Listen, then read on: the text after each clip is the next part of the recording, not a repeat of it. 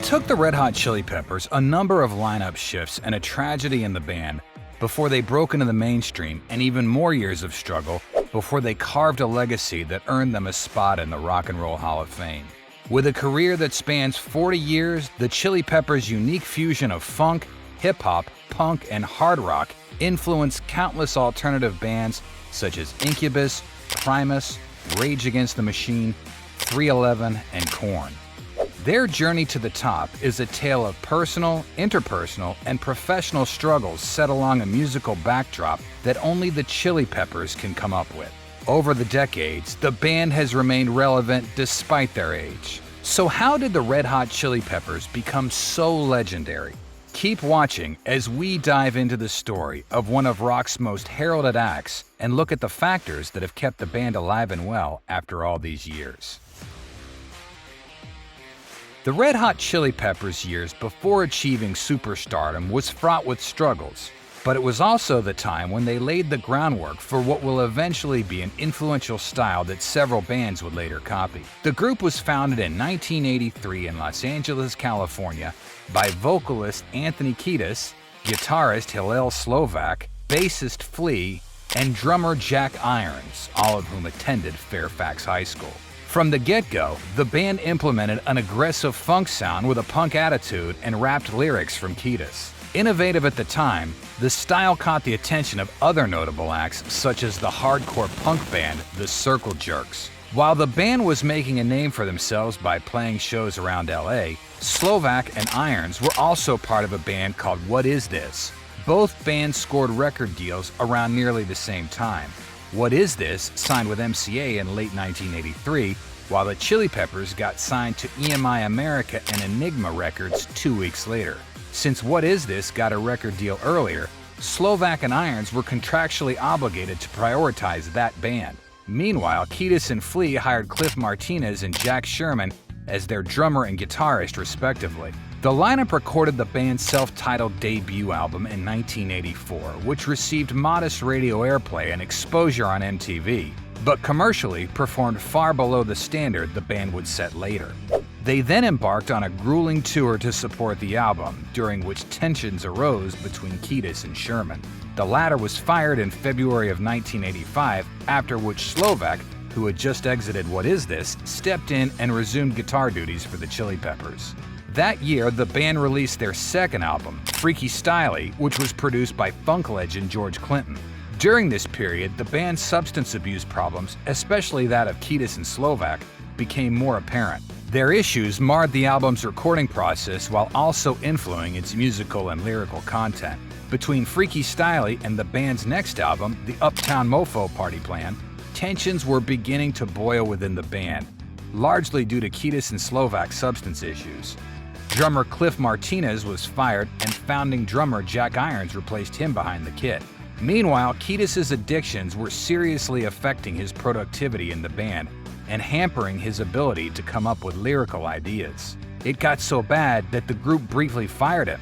It took a stint in rehab for Kiedis to get his focus back, which earned him a second chance with the band.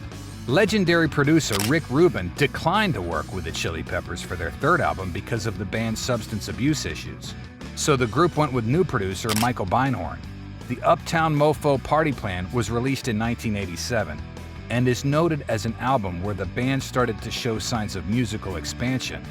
It's also their first album to enter the Billboard 200 and the first album to feature the band's founding members. Sadly, it was also the last album to do so. On June 25, 1988, Slovak's addictions finally caught up to him, and he died of an overdose just after the band wrapped up its Uptown tour. To say that his death affected the other band members would be an understatement. Kiedis left and avoided attending Slovak's funeral, while Irons was so devastated that the tragedy sent him into a depression and made him quit the band. Following Slovak's death, Kiedis swore to never shoot up again and re-entered rehab. As part of his recovery process, he visited Slovak's grave to finally face his grief. Now down 2 members, the band recruited Dwayne Blackbird McKnight as its new guitarist and D.H. Peligro of the Dead Kennedys as the new drummer.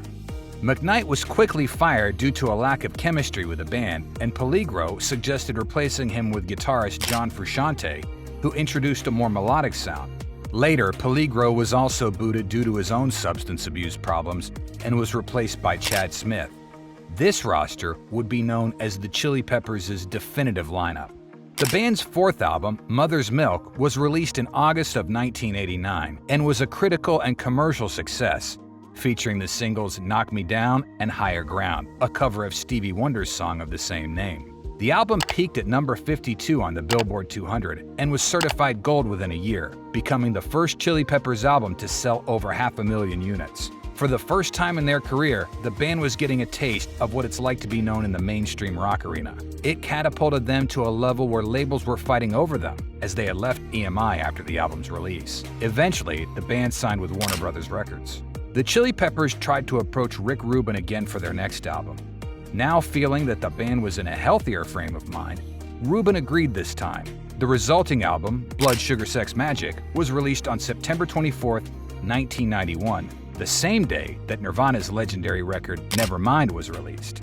And like Nevermind, Blood Sugar Sex Magik became a landmark record for the burgeoning alternative rock scene and is now recognized as one of the most important alternative rock albums. Whereas Mother's Milk opened the mainstream's door for the band, Blood Sugar Sex Magik propelled them into global superstars. It featured many of the band's signature songs such as Give It Away, which brought the band its first Grammy Award in 1993, Suck My Kiss, and the ballad Under the Bridge. Despite the fame that the album brought to the band, Frusciante found himself struggling with massive attention. To cope, he turned to drugs and developed an addiction, the same problem that has plagued many of the band's previous members in the past decade. Frusciante infamously played off-key during the band's performance on Saturday Night Live in 1992, which Kiedis believed was done by the guitarist on purpose. After a concert in Tokyo that same year, Frusciante quit the band. The remaining members contacted Jane's Addiction guitarist Dave Navarro to replace Frusciante, but Navarro had his own substance abuse issues at the time. After a year, when the Chili Peppers went through guitarists Eric Marshall and Jesse Tobias, Navarro contacted the band back and said he was ready to join. Navarro officially became a Red Hot Chili Pepper in September of 1993, and the boys started working on their next album. Unfortunately, Kiedis relapsed into using substances in 1994, 5 years after becoming sober, which delayed the album's release. The Red Hot Chili Peppers released their sixth album, One Hot Minute, in 1995. Although it was a commercial success, it didn't reach the levels that the band had set with Blood Sugar Sex Magik. The record's heavy riffs, which were brought to the table by Navarro, also marked a stylistic departure for the band. Throughout the recording and subsequent touring for the album, the musical differences between Kiedis and Navarro became more prominent, and tensions again started to ensue within the band. Add the worsening addictions of both Kiedis and Navarro to the mix, and you had an environment that was becoming increasingly volatile. 3 years later, in 1998, Navarro was fired over creative differences. Following Navarro's exit, the Chili Peppers almost disbanded. Under Flea's urging, former guitarist John Frusciante entered rehab to deal with his substance issues. Upon recovering, he was invited back to the band to resume guitar duties and recorded for their next album. 1999's Californication was the first Chili Peppers album to feature Frusciante in 8 years. His contributions were welcomed with enthusiasm by both fans and critics, and made Californication the band's best-selling album, bolstered by fan favorites such as the title track Other Side and Scar Tissue, which won the Chili Peppers another Grammy Award. The band toured extensively for the next couple of years to promote the album. During this time, they performed at the now infamous Woodstock '99, where a fire broke out in the audience in the middle of their performance, leading to riots, vandalism, and destruction of nearby property. The media unfairly blamed the band for causing the ruckus just because they played a cover of Jimi Hendrix's song Fire. After touring the world, the band regrouped for their next album, 2002's By the Way. The album was another success and is regarded as their most melodic album. Frusciante notes the record as one of his favorites, describing its writing process as one of the happiest periods in his life. 4 years later, the Chili Peppers dropped their first double album, Stadium Arcadium, which effectively melded all of the styles the band has incorporated throughout its career. The album was also the band's first #1 debut on the Billboard 200 and got 7 Grammy Award nominations, of which the album won 5. After touring in support of Stadium Arcadium, the Chili Peppers went on a break. During this period, Kiedis became a father, Flea took music classes, and Frusciante released his solo album, The Empyrean. In July 2009, Frusciante revealed that he left the band again, this time on more amicable terms. The band recruited Josh Klinghoffer, a friend of Frusciante's who had performed with the band as a live sessionist, to become its new official guitarist. Klinghoffer made his studio debut with the band on their 2011 album, I'm With You, their first album in 5 years. The following year, the Red Hot Chili Peppers were inducted in the Rock and Roll Hall of Fame. Founding members Jack Irons and Hillel Slovak, as well as other former members Cliff Martinez and John Frusciante, were inducted along with the rest of the band's lineup at the time. In 2016, the band released The Getaway, their 11th album and second with Klinghoffer. It debuted at number 2 on the Billboard 200. The group embarked on a supporting tour that was notable for having founding drummer Jack Irons as their opening act on the tour's earlier dates. After a series of tours, the Chili Peppers announced that Klinghoffer will be leaving after a 10-year stint with the band. John Frusciante made his third return in 2019 and made his live comeback with the band in February of 2020. A series of shows were scheduled but had to be canceled due to the COVID-19 pandemic. A year later, in March 2021, the band was honored with a star on the Hollywood Walk of Fame.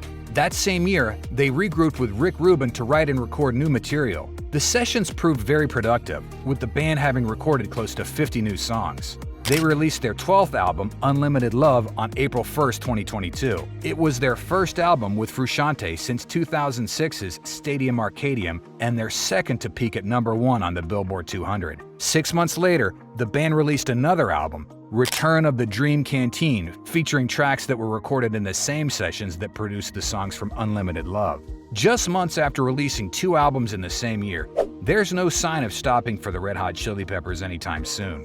They have influenced so many bands, many of which have already shared the stage with the Chili Peppers on occasion. Yet despite their age, the band's quirkiness and energy remain intact 40 years into their career. It's been a rocky road to superstardom for the boys, one that lesser bands have failed to survive. But for all the roadblocks and detours they've encountered, the Red Hot Chili Peppers have still managed to cement themselves as one of the most significant acts in rock history and a band that remains vital in this day and age.